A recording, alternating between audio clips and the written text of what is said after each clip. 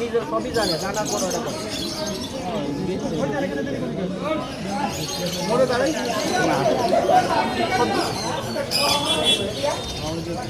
আচ্ছা কাজ করো, এগুলোর একটা সাইড করো, একটা সাইড করো।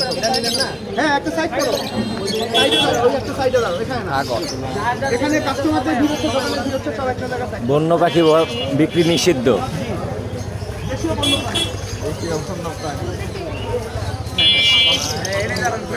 দেশীয় বন্যপ্রাণী বিক্রি নিষিদ্ধ। আমরা যারা দেশীয় পাখি পালি তারা আমরা দয়া করে দেশি পাখি পালা বন্ধ করে দেব।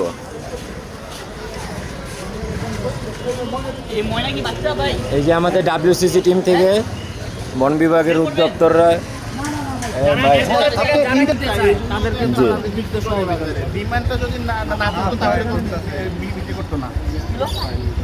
তার মানে দেশীয় যে কোনো পাখি আমাদের পালা নিষিদ্ধ। পালা ধরা বা তাদের পরিবেশ নষ্ট করা সম্পূর্ণভাবে নিষিদ্ধ। এটা মানে 2012 সালের একেবারে লিখিত আইন। 2012 সালের আইন অনুযায়ী যে কোনো দেশীয় এবং বন্যপ্রাণী ধরা, পালা এবং কেনা বেচা সবই আইনত অপরাধ।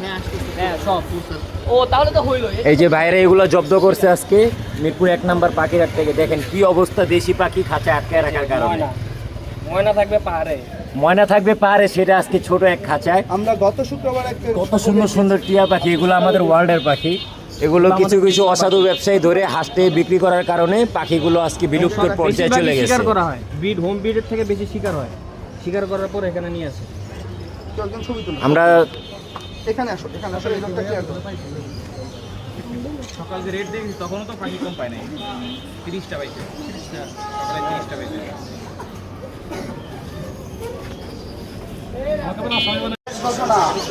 একটি বিশেষ ঘটনা, ঢাকা মিরপুর 1 পাখির হাটে কোনো প্রকার দেশীয় বন্য পাখি ক্রয় বিক্রয় করা যাবে না।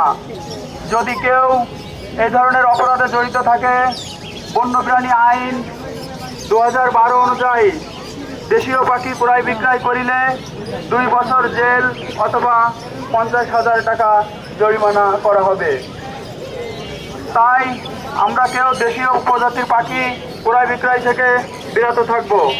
আদেশক্রমে বন্যপ্রাণী অপরাধ দমন ইউনিট, ঢাকা, আগারগাঁ।